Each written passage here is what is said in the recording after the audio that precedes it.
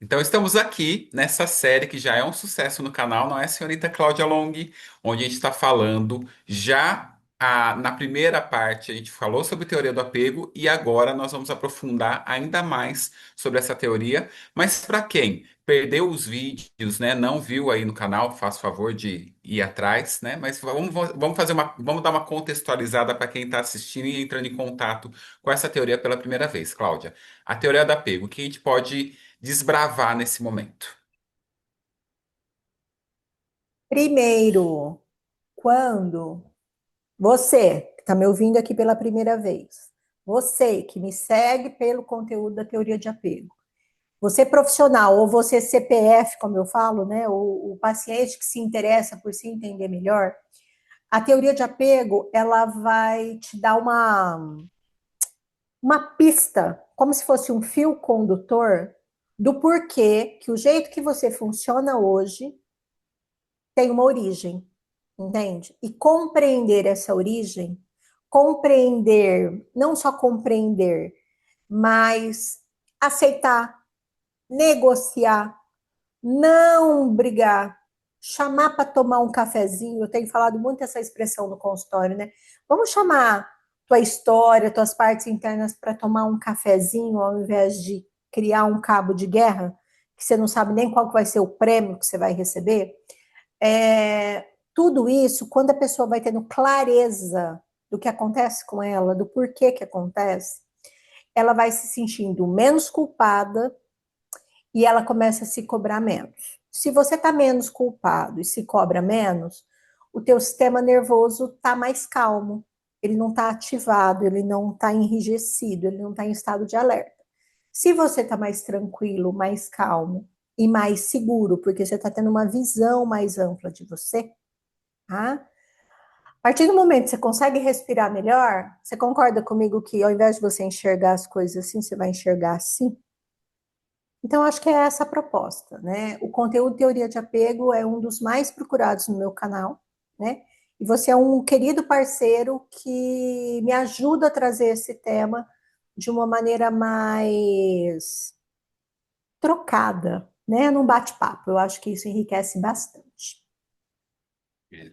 Eu te ouvindo, eu já sorri, porque não é à toa que eu adoro essa teoria do apego, né? Tem muito, como eu trabalho com relacionamento, tem muito sentido, né? Muito conectado a forma como as pessoas se relacionam afetivamente com a questão da teoria do apego, né? Eu E, queria que e, você.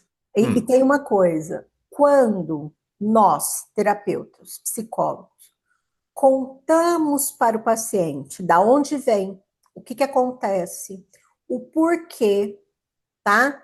O paciente, ele tem um lugar, porque muitos pacientes vêm para o consultório, eles não sabem o que estão acontecendo, e ele também não estava querendo muito saber, ele só quer aliviar a dor dele.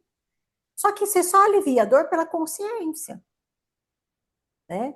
E a consciência aqui explícita nem sempre é a resposta, que é quando eu também tenho trabalhado com trauma, é preciso acessar aqui, ó, nosso sistema límbico, que conta a nossa história, né? Os traumas de apego, eles ficam registrados nos primeiros 2 anos de vida.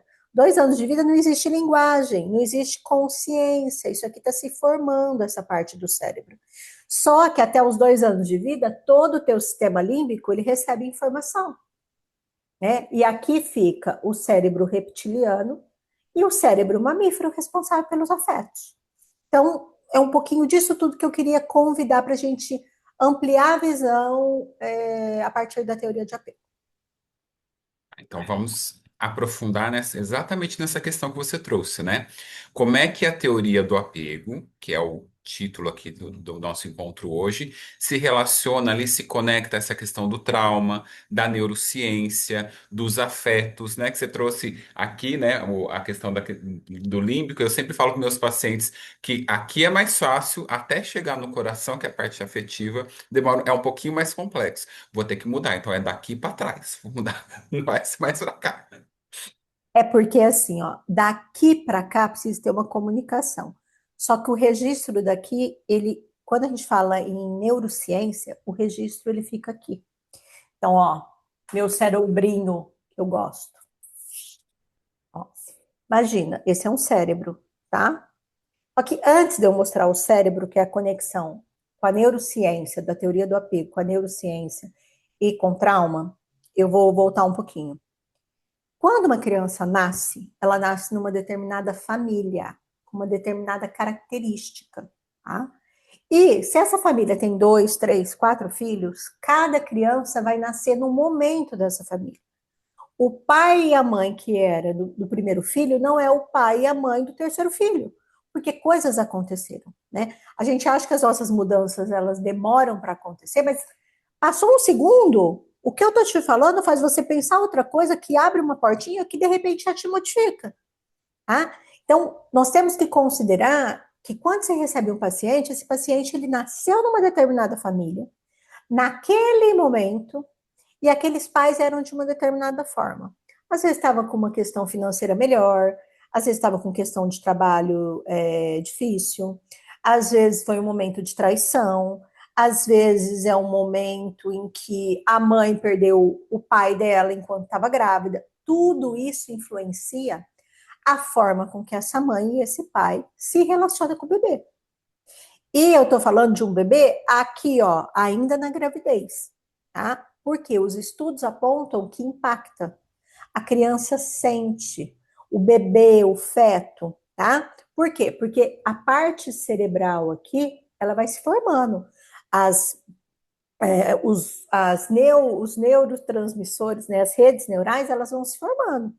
E aí essa criança, ela começa a captar. Se aqui fora tá legal, ou se aqui fora tá um caos.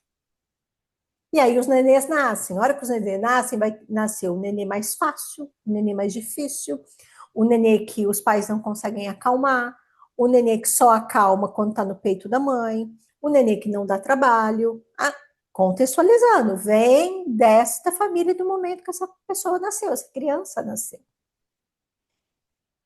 Esses relacionamentos, esses arranjos, é um, é como se fosse o início do apego. Porque o que é apego? É o vínculo. Eu estou apegada. Qual que é o primeiro vínculo do bebê? A mãe.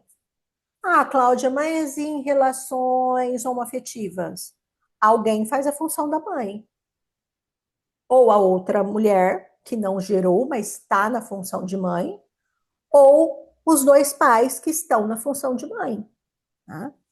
Ele faz esse vínculo, ele tem esse apego.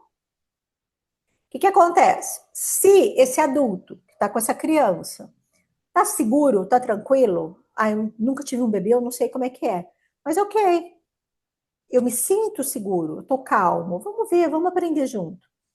Eu vou passar uma tranquilidade para o meu bebê. Agora, se eu adulto estou dizendo, caramba, esse moleque já está com uma semana e ele não para de chorar, a minha reação com a criança, ela é diferente do vamos aprender junto.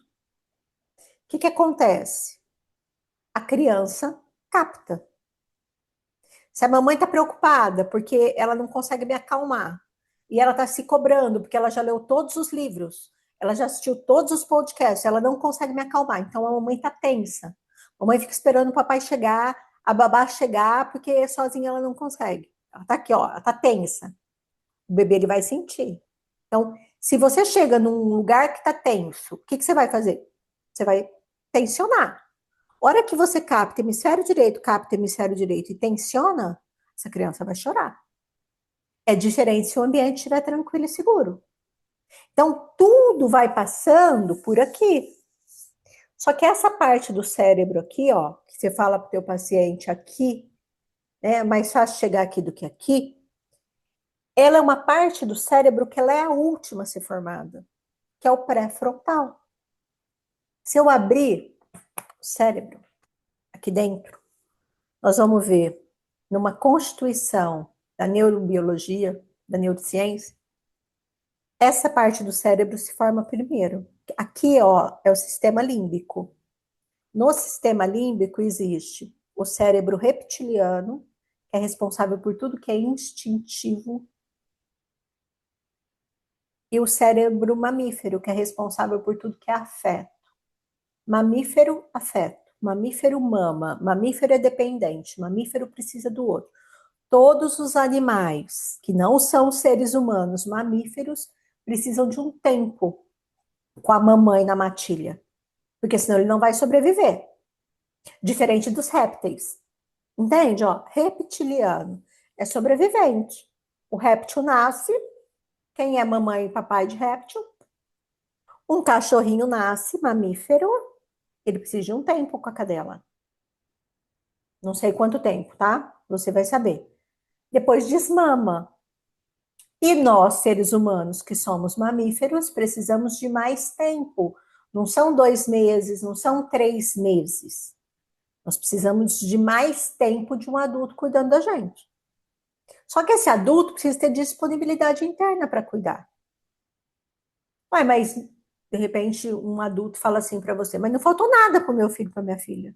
Tinha escola, tinha brinquedo, é, tinha sorvete, tá? Não faltou nada De suporte físico, né? de suporte Concreto. físico. Mas não é sinônimo de que esse adulto enxergou essa criança, que estava triste, que estava chateada. Quantas vezes a gente escuta no consultório um paciente adulto falando assim: eu tenho o registro do meu pai dizendo, para de chorar.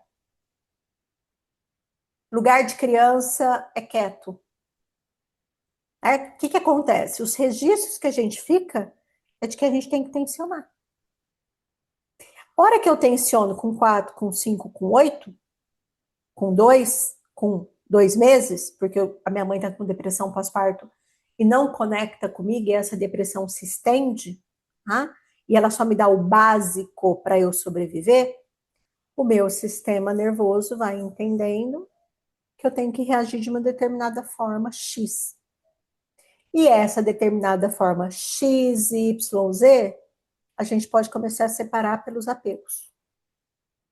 Então, o nome da teoria de apego, de cada estilo de apego, é o jeito que essa criança encontrou de se relacionar no mundo, de uma maneira que ela sobrevivesse e aguentasse.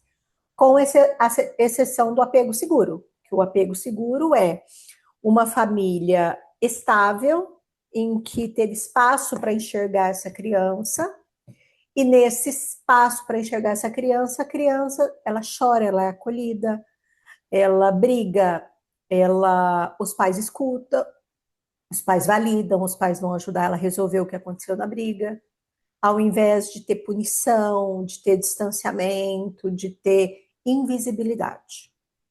Você acha que fez sentido? Sim. Vou abrir uma pergunta aqui que você trouxe. É, você trouxe essa questão dos pais serem diferentes para cada filho, né? Porque cada um vem numa época e tal. E cada um tá de uma forma. Mas me veio na cabeça, na hora, Cláudia, a questão dos gêmeos, né? Que chegam quase no mesmo momento ali, né? Teoricamente. E aí me fez pensar, não sei se faz sentido, eu queria que você explicasse, falasse sobre isso. Me faz pensar também que por mais neutra que num primeiro momento seja essa relação dos gêmeos, cada um chegando ali, já tem alguma questão de transferência, já tem alguma coisa que já vai diferenciando esses dois, a relação desse pai com o gêmeo um ou o gêmeo 2. Tem isso também? Né? Eu pensei em transferência por conta assim, de repente são iguais, mas alguma coisa naquele ali me fez agir diferente. E aí isso vai crescendo à medida que a relação vai acontecendo. Como é que tem isso? Como é que é isso? Ó, duas coisas que você falou que não cabe. Relação neutra não existe relação neutra. Uhum. E eles são iguais, não existe. A única forma de se saber que é gêmeos é quando você faz a FIV, implanta 2 embriões e você, ou 4 embriões, e você espera que fique 1 ou 2. Correto? Então, assim, já tem toda uma ansiedade esperando esse bebê. E eu não sei se você está percebendo, mas está tendo um fenômeno de mulheres que têm engravidado de gêmeos sem fazer fertilização. Eu tenho uma paciente que os filhos dela vão fazer 2 anos. um casal. Engravidou. Uh, Cláudia é gêmeos. Olha essa reação. Cláudia é gêmeos. Quando essa mãe tem essa reação frente à notícia, ela já está enviando uma informação para esses bebês. É porque ela não vai amar? Não. No mínimo, ela ficou surpresa. No mínimo, não era o que ela estava esperando. Mesma coisa, eu engravido de um bebê sem esperar. Vou fazer meu, sei lá, o meu ultrassom, sei lá o quê. Vem a notícia, você está grávida. Como? Não, olha direito. Eu, mulher, estou novamente tendo uma reação a essa existência que já está dentro de mim. E já está registrando isso. Já está registrando isso para esse bebê. Então, eles não são iguais. Se eu tenho um filho de 2 anos e meio, nasce o bebezinho, vai ter competição. Este aqui de 2 anos e meio vai perder o lugar porque ele não precisa tanto dos cuidados desse de recém-nascido, os cuidados para sobreviver. Esses pais vão ter que administrar. Nas melhores condições, esses pais vão administrar, tá? Ó, não podemos deixar o de 2 anos e meio excluído, precisamos cuidar, né? Vamos levar um presentinho, ó. Então, enquanto você, mãe, fica com o bebê, porque ele precisa de você, eu, pai, eu fico aqui com o de 2 anos e meio, num contexto seguro. Vai ter competição, esse de 2 anos e meio vai sentir falta da mamãe, certo?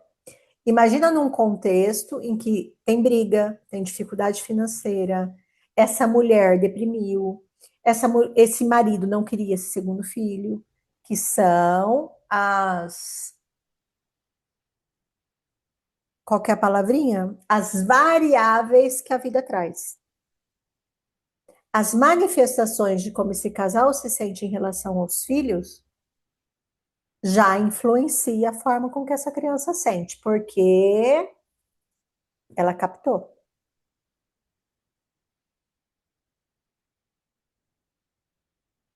É muito Entendi. comum, por exemplo, sei lá, vamos imaginar que o primeiro filho é muito calminho, é muito bonzinho. Nossa, o que que fez esse filho ficar calminho e bonzinho? Pode ser duas coisas. Ou um ambiente seguro, de que a hora que ele solicita vem, então ele não precisa ficar fazendo birras para ser ouvido, para ser visto, tá? Ou é um ambiente em que ele entendeu que se ele chorasse, a mãe e o pai não iam vir. Ou ia ignorar. Você já viu aqueles filminhos, aqueles vídeos em que a criança está chorando e a mãe ignora? Ah? Então, por que, que a mãe ignora? Ou porque ela acredita em algo para ela ignorar.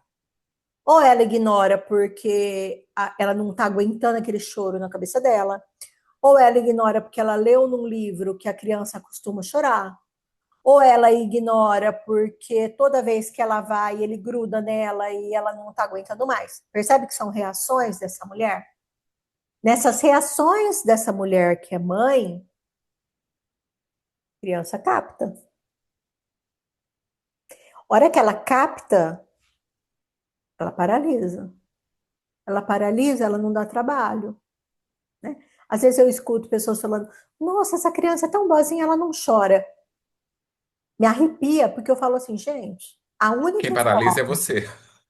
a única forma da criança expressar se ela está com fome, se ela está com frio, se ela está com cólica, é chorando. Se essa criança não chora, o que, que o sistema nervoso dela captou? Então a gente precisa contextualizar que criança faz barulho, criança dá trabalho, criança faz arte, criança saudável é criança.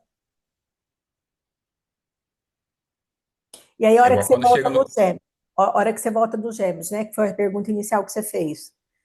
É, os dois nascem aqui juntos, ó,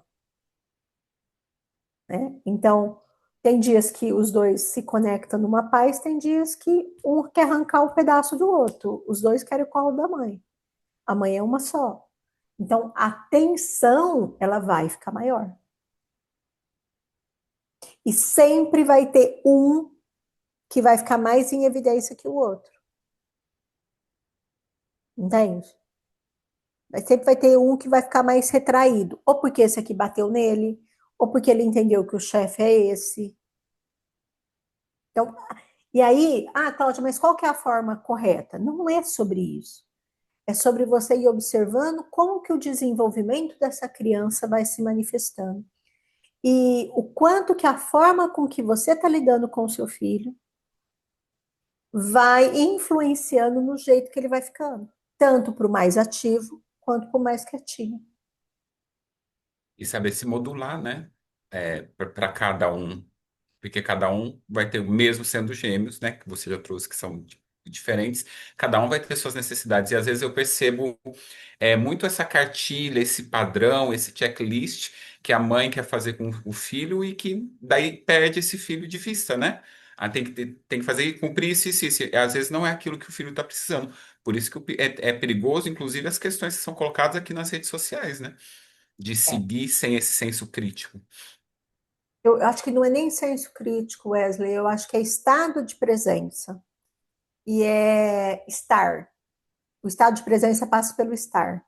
Que é, então tá, ó, a temperatura do quarto tem que ser tanto, ó, o filho tem que dormir assim, se você fizer assim na bundinha dele, ele vai dormir daqui 10 minutos. Tá? Se eu tô cumprindo o protocolo e tô aqui, ó, batendo na bundinha do meu nenê e olhando meu celular, pensando, puta que pariu, eu podia estar assistindo minha série, nossa, como eu tô cansado, meu bebê vai captar. Não há protocolo que se sustente. Então, eu preciso estar presente. Se eu estou presente, eu vou observar que cada tapinha que eu dou, ele vai reagir. E às vezes eu descubro que ele não quer o tapinha, ele quer a mãozinha. Porque se eu estou presente, eu vou ver o corpinho dele, se o corpinho dele relaxa, se o corpinho dele tensiona. Quem vai dormir tensionado? A gente só dorme se a gente relaxa. A gente só relaxa se está seguro. Então, está interligado. E mesmo que os pais fiquem atentos ao que fazer com os filhos gêmeos, né? Esses pais têm que ficar atentos ao que eles estão sentindo. E eu falo claramente para as minhas pacientes que são mães recentes. Fala para o bebê. Oh, meu Deus do céu! Que vontade de te jogar na lata do lixo, mas eu te amo, é porque eu estou muito cansada. Entende? Por quê? Você valida que você está cansada, mas isso não quer dizer que você não ame. Não esconda de Uma você o que você está honestidade, né? sentindo.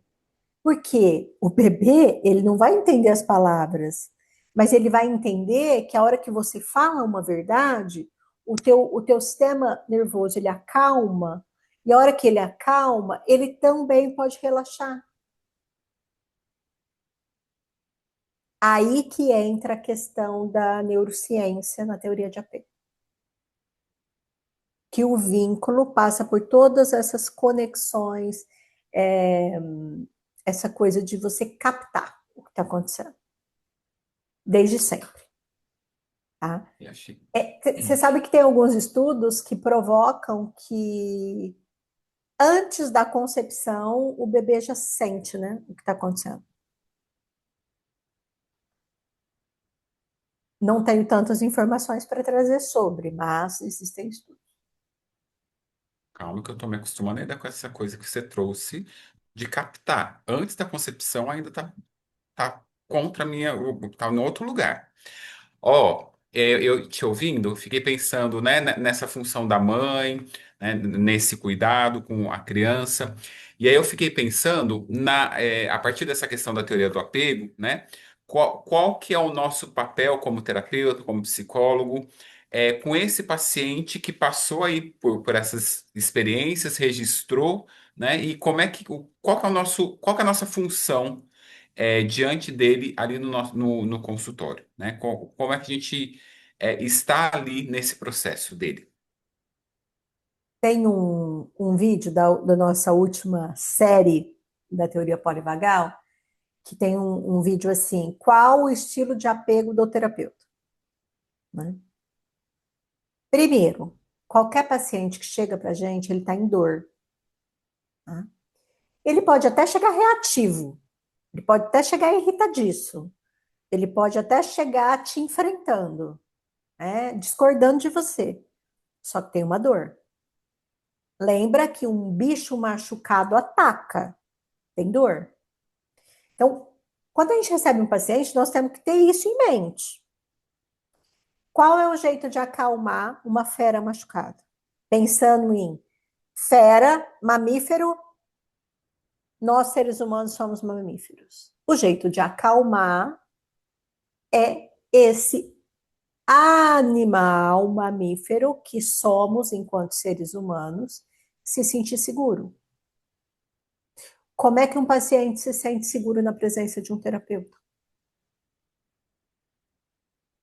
Primeiro, que o terapeuta tem que estar genuinamente interessado no que o paciente está falando. Então, a hora que eu Presença, entro, né? a presença, a hora que eu entro, tá, no atendimento do meu consultório, do meu paciente, e começo a fazer algumas perguntas, tá? Eu estou fazendo pergunta protocolada ou eu estou atenta ao que está acontecendo com o paciente? Respiração, garganta, nariz, né? Perna. Eu estou atenta? Eu estou conectada? Eu vou dizer, olha, isso que você me falou, você ficou mais agitado? Eu estou fazendo uma leitura, eu estou presente. Né? Da onde vem essa agitação?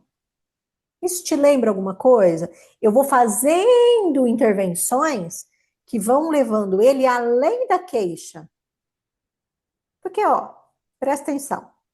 Se eu vou para o consultório porque eu estou no processo de separação, porque eu fui traído, porque eu perdi o emprego, porque eu não sei o que eu quero da minha vida, é a dor, não é? É minha dor. Um adulto, o que se espera do adulto? Que ele saiba resolver as coisas dele. Um adulto não sabe que ele não vai morrer numa separação? Um adulto não sabe que esse emprego não está aí? Eu vou conseguir outro emprego? Um adulto deveria saber. Só que as nossas dores, aquele paciente que chega desesperado no consultório, e às vezes esse paciente, a vida dele está ganhando bem, trabalhando bastante, só que toda semana vai para a emergência que parece que está infartando. Às vezes o paciente vem por isso. Olha, eu nem queria estar aqui, mas todos os exames que eu faço falam que eu não tenho nada. O que, que o sistema nervoso dele está falando? Tem dor? Está machucado? Nós vamos ter que começar a contar isso para ele. Então, eu nunca fico com a fala primeira do paciente. O paciente, ele traz uma fala, o que está por trás? Né? Então, essa semana eu recebi uma paciente que, eu não sei se, sei lá, vamos imaginar, se eu falo isso com a pessoa, se eu falo tal coisa para essa pessoa, o que que faz um adulto ter dúvida se ele fala ou não com a pessoa? Eu disse para ela, falei, olha, para eu poder te ajudar, você vai ter que me contar quantas outras vezes na sua vida você não respondeu. E quando você não responde, o que que passa pela tua cabeça? Qual que é o falatório aqui na tua cabeça? Para você não poder dizer o que você pensa. Aí o falatório, a paciente vai falar assim: vem na minha cabeça que eu sou burra. Vem na minha cabeça que eu não sei das coisas. Vem na minha cabeça que a pessoa não vai gostar de mim. Aí, ó o pensamento. Respondendo a tua pergunta, como que um terapeuta pode ajudar o paciente com a teoria de apego? Uai, mas por que que um adulto pensa isso dele? O cara é bem sucedido. O cara paga as contas dele. O cara tá casado, tem filhos, tem amigos. E aí ele me fala que ele é burro, que ele não sabe das coisas, não combina. Da onde vem, né? Da onde vem? Qual parte tua tá falando isso? Que idade tem essa parte? E aí essa pessoa vai começar a trazer, era o que eu escutava quando eu era criança. Aí nós vamos lá no apego, como era mamãe e papai, como você ficava. Ai, Cláudia, mas não tem nada a ver. Uai, o fio condutor é o mesmo. Você liga na tomada aqui da tua história, é a tua reação hoje. Como é que não é a mesma? Eu tenho pacientes que às vezes ficam reativos e não querem ficar falando daqui, porque dói, tá? Ou porque ele fala assim: não, eu já compreendi, já perdoei meu pai, já perdoei minha mãe, não tenho que ficar falando que a culpa é deles. Não é sobre culpa, é sobre o impacto que gerou em você e ficou congelado, ficou cristalizado. Nós precisamos libertar e liberar essa parte sua, que está sofrendo aqui na vida adulta.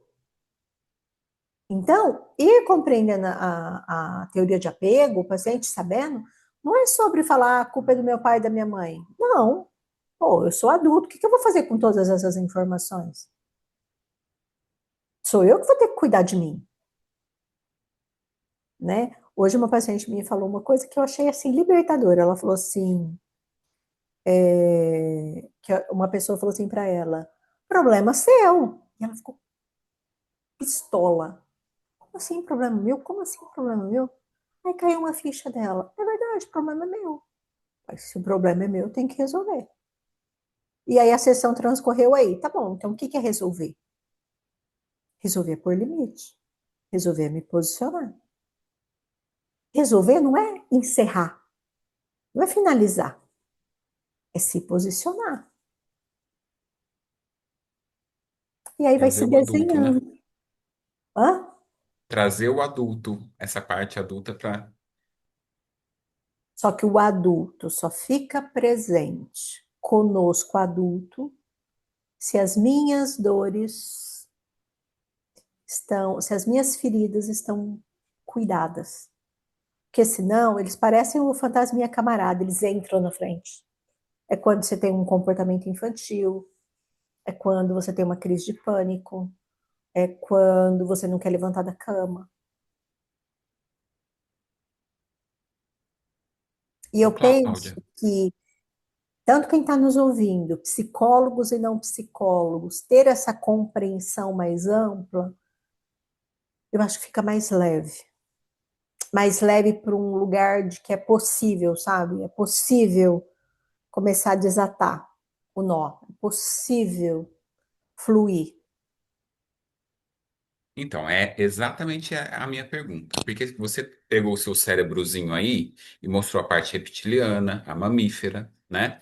A gente está falando sobre a teoria do apego, esse fio condutor que você trouxe. Como é que é possível, então, diante das coisas que aconteceram comigo lá na infância, que eu senti através do meu cérebro reptiliano, eu fui moldando ali, percebendo tudo isso no meu cérebrozinho, como é que eu posso mudar isso hoje? Por meio de uma relação segura. E não é rápido. Como assim, Cláudio? Nós, como terapeutas, né? Eu tenho falado terapeutas, mas está tendo toda uma discussão para chamar de psicoterapeuta, né? Mas ok. Nós, psicólogos, terapeutas, psicoterapeutas, somos modelo para esse paciente angustiado, inseguro, com medo de uma relação segura. Por isso a importância do estado de presença do terapeuta. Então, é poder ir dizendo para esse paciente, não só dizendo, mas na relação, agindo de forma que o paciente sinta, porque ele está captando que o que eu estou falando é verdade, que eu estou ali com ele, que eu estou ali com ele não está mais sozinho. Isso faz toda a diferença. E Mais do que dizer, né? Ele sentir. sentir. E como é que o paciente sente? O quanto você está envolvido com o que ele está trazendo. O quanto você respeita o que ele está trazendo, o quanto você valida o que ele está trazendo.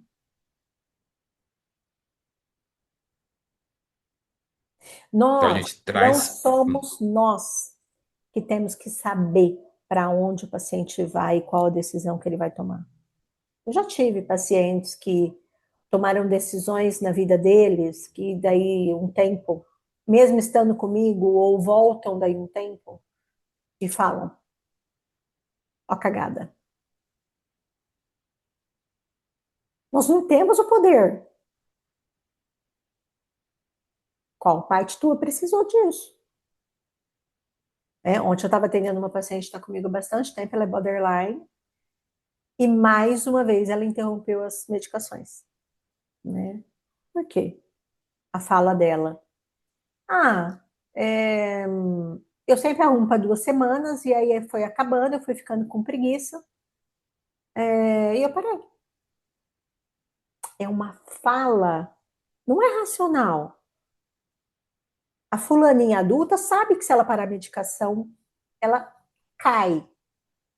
Mas tem uma parte que ficar saudável, ficar inteira, tomar decisões, concluir ciclos é muito ameaçador para um borderline. Então, de tempos em tempos, é angustiante para o terapeuta? Muito. Só que eu estou ali com ela, porque se é angustiante para mim, imagina para ela. Então, é conseguir estar.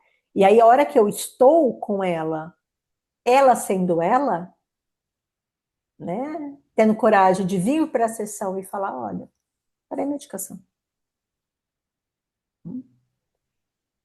Ela está confiando, ela está segura.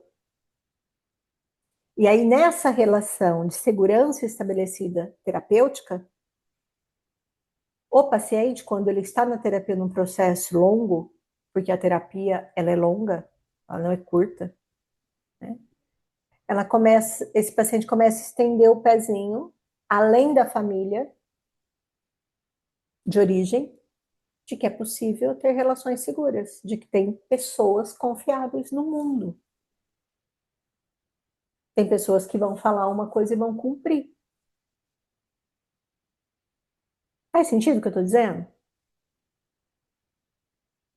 E aí eu vou, através dessa relação com o terapeuta, com o psicoterapeuta, com o psicólogo, seja qual nome for, ele trazendo essa segurança, eu vou conseguindo ampliar para as minhas outras relações, entendendo que é possível, É. não é isso?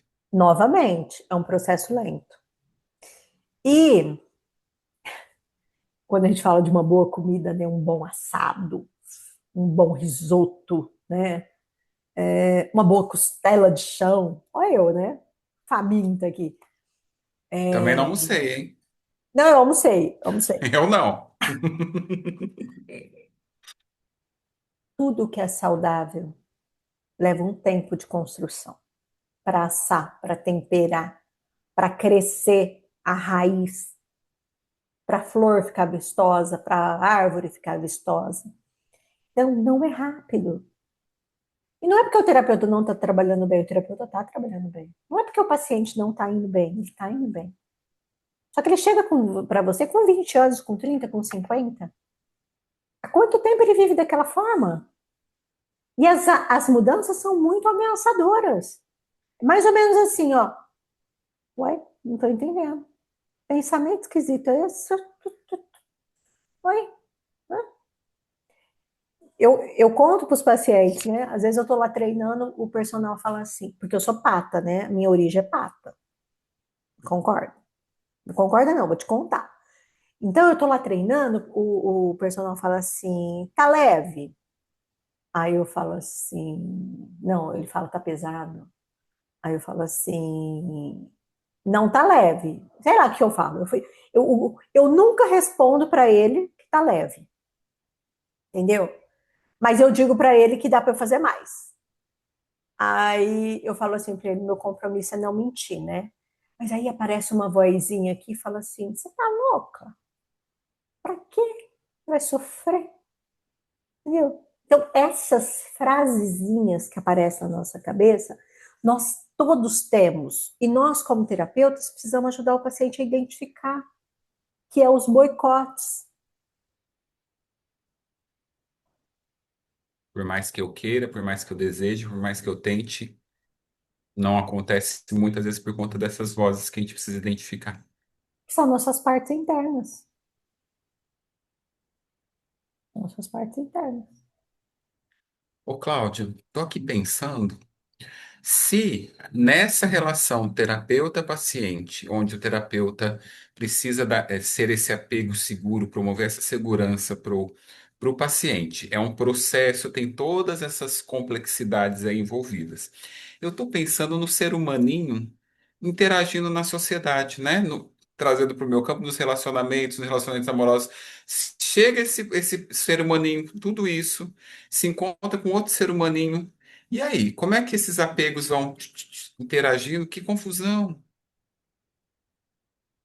Por isso que temos serviço, sempre. Eu falo para os meus supervisionantes, nós sempre teremos trabalho. Se a gente trabalhar bem, sempre. As relações são complexas, muito complexas, né? E assim, numa relação segura, seguro com seguro, tá? A tranquilidade, a segurança, a paz, a ausência de discussão, não é ameaça. O falar e ser ouvido não é ameaça. Esses pacientes, quando eles vêm para o consultório, eles vêm por uma questão muito pontual, porque eles não têm amarras. Se comunica claramente, se o outro não entende, ele consegue perceber que é sobre o outro e não é sobre ele. Então, os nós, as armadilhas relacionais, o apego seguro, a coisa vem, ele desamarra, ele fala, ó, isso não é meu, né? Eteia, o desejo de todos. Só que não são essas pessoas que chegam no nosso consultório, né? Não são essas pessoas que, a hora que assiste um vídeo nosso, conta, olha, eu sofro. Não são. São as pessoas que ou ficam muito ansiosas, são inseguras e ansiosas e precisam da aprovação constante do outro. Precisa que o outro responda a mensagem imediatamente. Precisa que o outro concorde com o que ela está falando. Precisa que fale que está bonita, que ela é interessante, tá? Ou ele precisa grudar. São apegos inseguros. Tá? Nos apegos inseguros, a gente separa em três estilos, que é o ansioso, que é esse um que assim, nossa, eu só acalmo se o outro está aqui. Tá? Eu só acalmo se eu escuto aquilo que eu preciso. Só que não tem um ralinho. Sabe a tampinha do tanque? Ela vaza. Essa pessoa escuta isso, só que se o parceiro, se o amigo, se a mãe, se o tio olhou para o lado e pegou o outro priminho ou começou a conversar aqui, o vazio dela abre. Então, a tampinha do tanque não armazena o afeto e a atenção que ela recebeu agora há pouco. E aí ela começa a entrar em desespero, ela começa a atuar. Aí ela fica chata, ela fica aquela que liga 25 vezes, ela é aquela uma que acusa que você não liga para ela, que você não é amiga dela. Tá?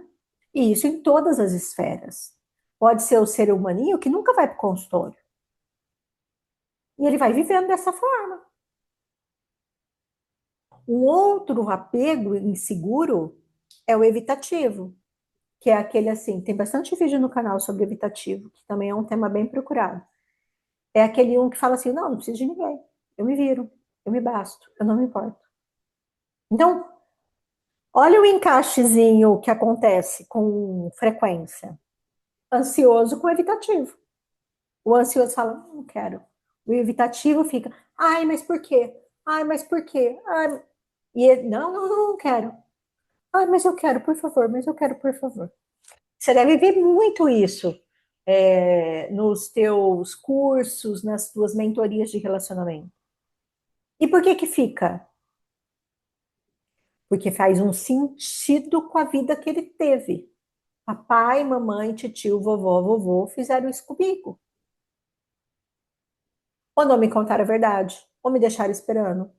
Ou, ora, eu era a filha maravilhosa e quando o papai e a mamãe estavam muito irritados, eles não queriam saber de mim. E aí o estilo de apego vai se formando lá atrás.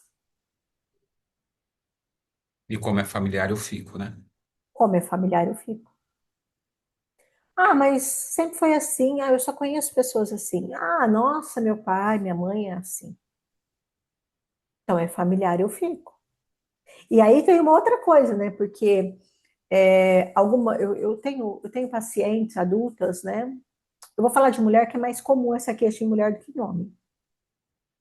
Você deve perceber isso também nos seus atendimentos. Mas não aparece um cara disponível. Ah, mas ninguém quer. Qual é a disponibilidade que essa mulher está tendo? Porque muitas, honestamente, não tem. Porque ela tem medo de Apesar ser de falar traída, que tem, né? apesar de falar que quer. Por quê? Novamente, ó, uma parte quer, outra morre de medo. Outra E se der acredita que certo, não né? vai Como é que eu vou responder. fazer? Não E sei nem, aí, não tem nem roupa para isso. exatamente. E aí, né? E aí, quando você fala de roupa, né? Se a gente for falar, não tem nem roupagem interna para isso. Porque como que é ser bem tratada? Como que é receber a mensagem? Porque se vem um apego seguro, vai ter exigências da presença, do interesse. Então, não vai dar para eu falar, mais uma vez não deu certo. Não. Relacionamento demanda energia, demanda tempo, Presença. presença. Né? Quando você falou de como mudar um estilo de apego, e eu falei da relação terapêutica, né? Também é possível ir mudando esse estilo de apego com uma amizade, num relacionamento, só que gera estranheza. Então, um apego evitativo que na vida adulta começa a trabalhar e tem uma amiga, um amigo seguro. Ah, o amigo tá ali, seguro. Não tô nem falando ambivalente. O amigo tá ali, ó. Você precisa de alguma coisa? Você quer uma carona? Não, não, não, não, não. E aí ele vai percebendo que esse cara, esse amigo, vai ficando e aceita ele como ele é.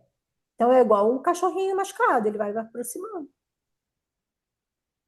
E esse aqui não apronta nada, não mente, não descombina, não abandona, ele tá aqui. Por quê? Porque esse cara é tranquilo, esse cara é seguro, uma amizade. Então o cachorrinho vai se aproximando. E esse apego seguro, tem grande chance da rede dele ele ter mais apegos seguros. Aí esse camarada que fica amigo desse, e aí ele vai começando a ficar mais tranquilo. O apego Eu tenho seguro. pacientes que ficam extremamente ativados quando vão para casa dos pais, adultos. Então, o apego seguro, né? Pensando nisso que você trouxe, possivelmente um apego seguro vão ter outras pessoas seguras ao redor dele, né? Quando você traz esse apego seguro, conhecendo esse outro, foi evitativo que você trouxe, o ansioso, esse que vai se aproximando devagarzinho nesse exemplo? É que eu trouxe o ansioso com o evitativo. Tá. É, esse seguro, ele consegue se manter nessa relação, né? O que eu tô querendo dizer é que assim, apesar do outro estar com esse apego inseguro, ele está seguro de si, ele tem as questões dele, entende que é do outro e isso não é ameaçador. Ele fica ali naquela relação. Tô pensando aqui que ele se afastaria, né? E iria procurar ficar com a turma dele. Pode ser também, pode Pode. ser também, tá? Não Tipo assim, suporta. ah, não é necessariamente não suporta, mas assim, se você se relaciona com alguém que você convida uma, duas, 20 vezes para uma coisa, a pessoa fala não, você para de insistir. Eu tô dando, o outro não quer, eu tenho para dar. O apego seguro, ele não fica insistindo. O ansioso, sim. Não, não, não sou eu que vou curar ele. Não, não, a hora que ele olhar para mim, vai dar match. Não, não, sou eu que vou ser a melhor amiga dessa pessoa. O ansioso, ele insiste. O seguro não, o seguro ele não insiste. Só que se o evitativo em algum momento voltar, ou se o ansioso em algum momento voltar, tem espaço nessa amizade. Agora, claro, né? São relações desgastantes. Eu ainda acho que talvez o inseguro seja mais. O inseguro não. O inseguro ambivalente, ele é mais desgastante do que o inseguro evitativo. Porque o evitativo, ele fica na dele. Ele só desperta um. Como se fosse um. Tipo assim. No outro, desperta assim, gente, nada que eu faço, eu não consigo chegar. Tá? Ele desperta isso. Não tem acesso. Tá? Só que ele não tumultua a vida do outro. O ansioso tumultua. E tem o Fica nesse vai e desorganizado. volta, né? É, sim, né? E tem o desorganizado, né, Wesley? O inseguro desorganizado, que aí são pessoas com muitos traumas severos.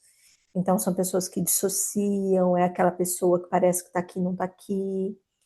São pessoas que têm um olhar vazio, são pessoas que não vinculam, né? Eles são casos assim que ele não consegue nem ver que tem alguém olhando para ele, entendeu? E aí são casos de traumas severos mesmo.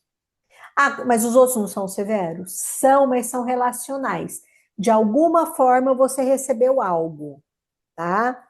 O desorganizado, ele não recebeu nenhuma coerência, nenhuma resposta positiva em nenhum momento. Não Faz tem nada para querer alcoólatra, se apegar, né? faz alcoólatras, usuário de droga, muito depressivos, é, família com maus tratos, físicos constantes, né? Vou trazer três conceitos que estão aí bem difundidos nas redes sociais, que é querer encaixar ali nessa questão da teoria do apego, né? Que é o quê? O dependente emocional, o narcisista e o famoso dedo podre, né? Se a gente for olhar para essa questão do apego, daria para a gente classificar ali em algum lugar na teoria do apego? O dependente emocional teria uma prevalência de um apego X, o narcisista Y, o dedo podre Z, ou é muito perigoso fazer isso? Não, eu acho que é possível. Começar pelo narcisista, tá? O narcisista, ele é um cara, e aí você vai falar, por que cara, Cláudia? Porque parece que é mais comum em homens do que em mulheres, mas existem muitas mulheres narcisistas, tá? Inclusive É, mães narcisistas, né? é, a estrutura relacional de um narcisista é de um cara que não sente. A resposta do narcisista no mundo é: eu não me importo, eu não sinto, é tudo sobre mim, certo? Essa é a resposta dele para o mundo. Tá? Na resposta para o mundo, é como se fosse uma roupagem. Lembra da história, nem roupa eu tenho para isso? Essa é a roupa que eu uso na vida. Só que a roupagem, ela traz um núcleo aqui. O que fez esse camarada ficar dessa forma? O que fez a estrutura de personalidade dele se formar dessa forma? Nos vínculos primários, nos vínculos de apego com os cuidadores. Então, aqui passa uma questão que talvez a gente possa pensar de muitos abusos, de ter ficado num lugar de invisibilidade, de não ser visto. E aí ele vai para um lugar de. Ele congela a roupa, congelo, não sinto. Isso só depende de mim. Eu não me importo. Ele vai endurecendo. E o narcisista, ele tem um traço psicopático, né? Que é essa coisa do não se importar. Tá? Então, na relação, como eles também são encantadores, porque eles tiveram que sobreviver, e a forma deles sobreviverem é eu encanto, tá? eu sou ótimo, mas a culpa é sua. Mas eu não te dou porque você não faz isso. Tá? Ou de repente ele não se importa mesmo. De novo, é tudo sobre ele. Então, nessa estrutura de personalidade, por trás dessa roupagem congelada, colapsada, esse gesso não, nessa armadura, tem uma dor. Só que nós sabemos que lidar com personalidade narcísica é muito delicado e difícil. Por quê? Eles não têm culpa, eles não sentem culpa, eles não têm remorso e eles nunca acham que eles estão errados. Então, dificilmente a gente recebe um narcisista no consultório, porque ele é o maioral. Tá? Agora, o dependente emocional e o dedo podre a gente recebe no consultório. O dependente emocional, eu acho que a gente pode vincular ele ao inseguro ansioso. Só voltar. E o narcisista seria o evitativo, então? Eu acho que dá para a gente É. pensar nele como evitativo, Uhum. tá? É só para concluir que você não, eu entendi, mas não foi dito. Então, o narcisista É. poderia se encaixar no evitativo. Eu nunca ouvi isso, eu nunca fiz essa relação, tá? Então, vamos ver a resposta aí de quem está nos ouvindo, a repercussão que tem. Você diz assim, é arriscado fazer a correlação? Estamos fazendo agora, tá?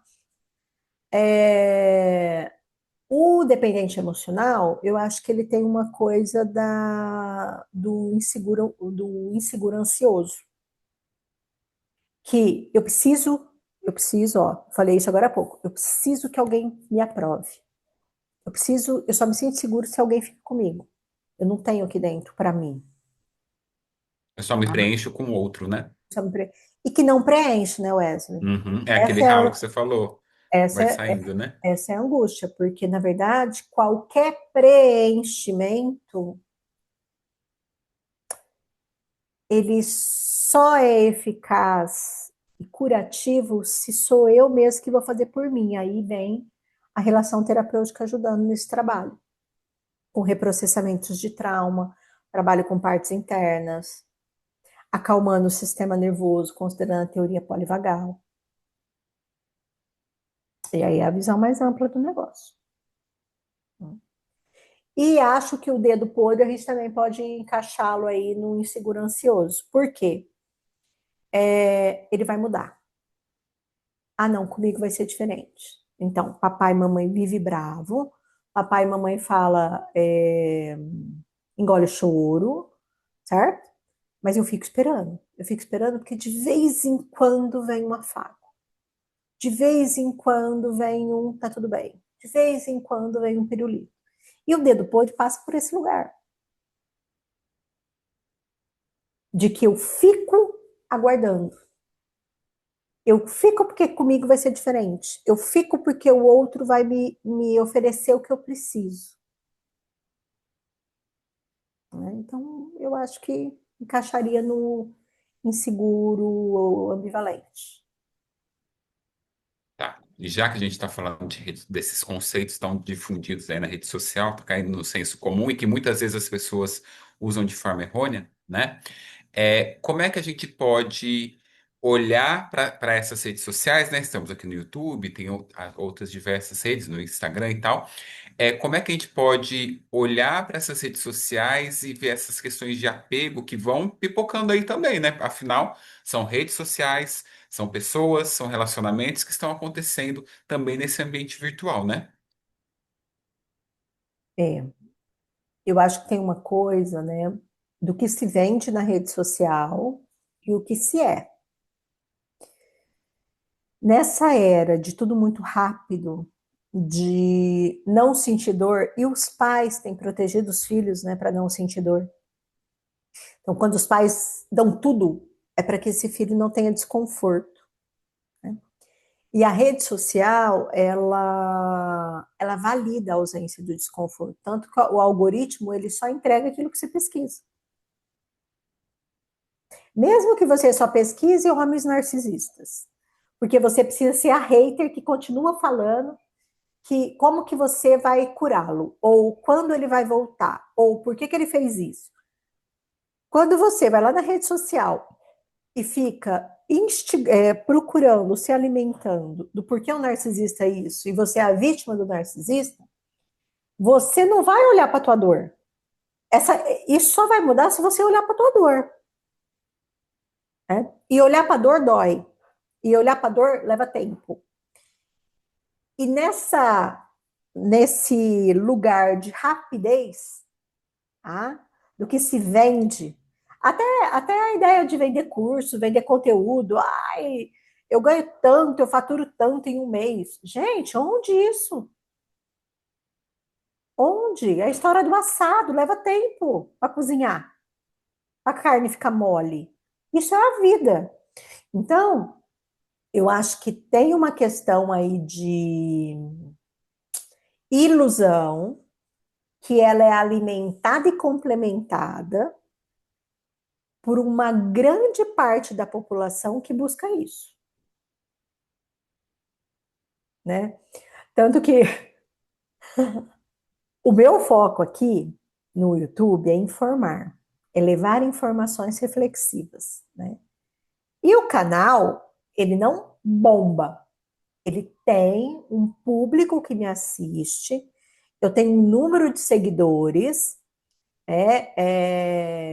tem pessoas que buscam determinados conteúdos com mais frequência, que é teoria de apego, teoria polivagal, dissociação, que são os temas que eu tenho trazido, tá? Trauma, mas não é aquela palavrinha viraliza, não viraliza, né? Às vezes eu falo assim, será que se eu falasse que eu trago o teu marido e o teu boy em 5 dias viralizava? Porque as pessoas buscam esse imediato. Só que mesmo quando concretiza o imediato, a tampinha do tanque está vazando. Não nutre. Foi essa a pergunta que você fez? Foi sobre. Sim, está passando por esse caminho. E eu fiquei pensando aqui, você está trazendo essa a imagem que as redes sociais trazem, né? Eu tenho atendido alguns jovens que foram. Que nós somos velhos, né, Cláudia? A gente não recebeu a influência das redes sociais mais pra cá, né? A gente já estava formadinho, com o nosso cérebro todo formadinho, bonitinho, né? Esses mais jovens, né? Tô brincando, mas eu acho que é sério isso, né? Eles foram Sério, sendo bem sério. formados, né? O cérebro, inclusive, nesse contexto de não ter paciência com o processo, de dinheiro fácil. Temos alguns exemplos de alguns YouTubers que estouraram, ficaram milionários. Hoje eu nem sei se tem tanto assim, mas lá atrás houveram os estouros, né? E eu atendo alguns jovens hoje que têm isso como fundamento, né? Não tem paciência com esse processo, querem. Tem 18 com 20 já quer ser milionário, ter uma casa, um carro, casar, ter 3 filhos, sei lá, né? Então, o que que você acha disso, dessa instantaneidade que foi sendo trazido com tudo isso das redes sociais, né? Instantaneidade, não sei nem se existe. Eu acho que da rede social, junto com uma geração de pais que não quiseram que os filhos sofressem. Ah, essa dobradinha. É Perigosíssima. perigosíssima, porque o que acontece? Quando eu, com 18, 20, quero ser um youtuber, quero ter uma casa, quero ter filhos, tarará, eu idealizo eu aqui com 18, 20, 22, aqui, tá? Mesmo que aqui na minha cabeça eu tenha 25, igual o youtuber que ficou famoso, tá? Só que daqui para cá tem degraus, não tem jump, não existe jump. E a rede social afirma que tem jump. Vende isso, né? Nos Vende mais isso, diversos. vende isso. Não tem. Claro que a hora que você está em casa à noite, né, cansado, o meu passatempo para dormir é fazer compra na internet, né? Só que aí eu Enche o carrinho da Shopee. só que aí eu deixo lá. Eu deixo, às vezes eu deixo, às vezes eu compro. E quando eu compro e se serve tudo, eu me fodo. Mas assim, o que que acontece? Gente, eu não preciso ir para o shopping. Não precisa entrar de loja em loja. Eu aperto o botão, minha compra é finalizada. Minha compra é entregue daí 2 dias. Isso para uma compra de roupa. Só que as pessoas atribuem isso também a relacionamento, também a trabalho, também a rentabilidade financeira. Não existe conquista sem aquele termo, não existe no pain, no game. Sem dor não tem jogo. Gente, qualquer campeão, até o youtuber que ficou rico com 19 anos, alguma coisa aqui nele deu esse clique, que fez ele fazer diferente. Isso é 1 em 1 milhão. O restante de nós, seres mortais, estamos aqui, ó, E iguais, esse, todos na fila do pão, quem né? é você na fila do pão, né? Quem é você na fila do pão? Agora, não necessariamente esses jovens suportam isso, entende? Agora, eu acho que num bom vínculo terapêutico, eu gosto de atender jovem, eu gosto de atender homem, porque eu bato de frente, eu falo assim, quem é você na fila do pão? Como assim, Cláudio? O que você está fazendo para chegar aqui? Oi? Entendeu? Eu falo. Num vínculo que tem confiança que a pessoa aguenta, eu falo. Né? Porque aí tá o camarada lá com 35 anos dentro de casa e o papai e a mamãe falando, ai, ele ainda não sabe o que ele quer fazer. Não vai mesmo. Então, é um desafio. É um Eu desafio. tenho uma questão, vamos dizer, crença, né, Cláudia? Ainda nessa questão de processo, que esses YouTubers que eu citei que explodiram, são poucos os que estava aqui e pulou para esse lugar, que você falou, teve um clique, mas são poucos os que conseguiram se manter porque não sabe o valor, não teve o valor desse processo. Então, quando eles chegam ali, eles não sabem lidar com aquilo porque não foram criando ferramentas que o processo traz e aí cai, né?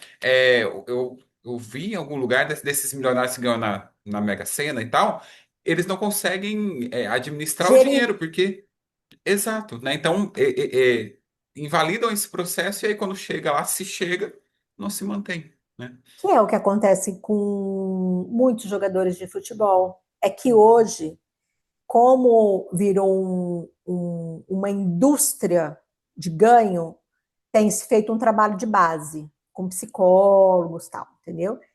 Mas, por exemplo, qualquer pessoa, um ator, uma atriz, né? Esses dias eu estava vendo um corte, um shorts do alguém entrevistando, acho que foi o Galeasso entrevistando o Fábio Assunção. E o Fábio Assunção tem um problema seríssimo com droga, com adições, né? Então, de tempos em tempos ele cai. E aí o Bruno perguntando para ele, mas e aí? O que, que você falaria para o Fábio lá de trás, né? Ele respondeu, calma, paciência, porque tudo que você ganhou você não sabia lidar. E não sabia, um cara lindo, bonito, olho azul, né? Na rede nacional. Cara, abre todas os teus núcleos de afeto. Como é que a gente compensa? Comendo, bebendo, se drogando, porque é difícil. Então, isso é humano, sofrido, desgastante. Porque se manter no lugar, você precisa de sustentação. É o tal do alicerce. Que Uma nem é base. visto, né? De uma casa de fora, esse alicerce nem é visto. Tá. Olha só, pensando em tudo isso que a gente trouxe, nessa base que a gente acabou de citar aqui, como é que eu, de repente, eu não tive ali uma boa base lá na minha infância, com os meus cuidadores, como é que eu, hoje, adulto, com essa série de questões que eu preciso resolver, posso ir criando dentro de mim esse porto seguro, né? Para que eu seja um adulto funcional, para que eu é, lide com a vida aí, com as relações de uma forma mais saudável para mim, principalmente, e aí nas minhas relações, no meu trabalho, em tudo isso. Eu acho que é. ouvindo esse conteúdo, identificando onde que eu tô, o que que eu posso fazer por mim, se dá para eu fazer sozinho, se tem algum amigo, alguma amiga, algum parceiro que está tentando se aproximar, eu não estou deixando. Se eu sou a pessoa que mando 20 mensagens, será que eu não estou projetando uma coisa nessa pessoa que não é dessa pessoa e eu tenho que cuidar da minha dor? Buscar um processo terapêutico, né? Não culpar o outro. Ninguém, as pessoas não fazem para ferrar o outro. As relações elas vão se desenhando. Poder assumir esse lugar que você está hoje e com essas informações que você está tendo, o que que eu posso fazer por mim? Ao invés de ficar esperando o paraquedas ou salva-vida vir me salvar. Talvez o vídeo que você está ouvindo é o teu salva-vida. Ai, nossa, isso que eu estou ouvindo faz sentido. Nossa, caramba, deixa eu ver. Quem mais que tem aqui nesse canal? Quem mais fala disso? Por onde que eu posso ir? Entendeu? Eu penso que a teoria do apego, como você está trazendo, traz muito esse olhar relacional com os nossos cuidadores. E a gente tem que tomar muito cuidado para não culpabilizá-los. E aí Isso. ficar na posição vitimista, né? É. Então, assumir a responsabilidade. Tem uma frase de algum desses famosos que eu sempre esqueço, acho que é do Jung, não, sei lá de quem, né? Mas assim, a questão da responsabilidade. Não importa o que os outros fizeram com a gente, importa o que os nossos pais fizeram com a gente, importa o que a gente vai fazer com isso, né? Porque daí A par- traz para as nossas mãos. E assim, a partir do momento que eu tenho consciência, o problema é meu, que é a historinha da paciente de hoje. O problema é meu. Como é que eu resolvo? Me posicionando. Agora, o permanecer funcionando da mesma forma, se você tem crise de ansiedade, se você perde amigos, se os seus relacionamentos não dão certo, não é o caminho. Então, o que eu estou fazendo não está funcionando. Alguma coisa que eu ouvi aqui fez sentido? Por onde eu posso ir? Nossa, sozinho eu não consigo. Vamos buscar uma ajuda especializada, né? Tem muitos comentários no vídeo de apego evitativo do canal, dizendo que a pessoa se descobriu evitativa. Tem alguns falando há 5 anos, há 10 anos, né? E é uma luta. Pessoas que falam que dissociam, que sabem, que ainda bem que faz terapia. Que bom que você está colocando isso, porque eu nunca tinha ouvido ninguém falar que isso é isso. Agora eu sei por onde ir. Então, é pensar que nenhuma mudança vai virar a chavinha e abrir a porta. Não temos esse poder. Ah, mas sabe assim, o tic-tac do relógio? Isso é um É processo. saber que é uma escada e tem os degraus para indo, né? E eu vou. E que às vezes eu subo dois, caio três. Às vezes eu subo três, desço um. Entende? Às vezes é mais seguro recuar. Não é todo movimento que tem que ir adiante. Às vezes pegar uma alça de acesso. Às vezes dar uma encolhidinha, esperar passar a boiada. E descer 2 degraus também é movimento, né? Claro, né? Porque tem uma crença defensiva que eu não posso desistir, eu tenho que seguir. Isso é enlouquecedor, porque às vezes você está vendo um perigo e você aprendeu que você não pode, que a única forma correta é ir sempre adiante, e que se você recuar ou descer 2 degraus, você é um fracasso, e não é, né? Então, essa visão mais ampla, o terapeuta vai trazendo para o paciente, ajudando ele a ressignificar esses padrões. E questionar, né? É uma verdade tão intrínseca que é uma regra e que nunca passou pela cabeça de, será? O tenho o quê, né? Eu tenho o quê, mas da onde que vem esse tenho o quê? Por que eu tenho o quê, né? Quem foi que me falou, né? Que Uhum. eu acreditei.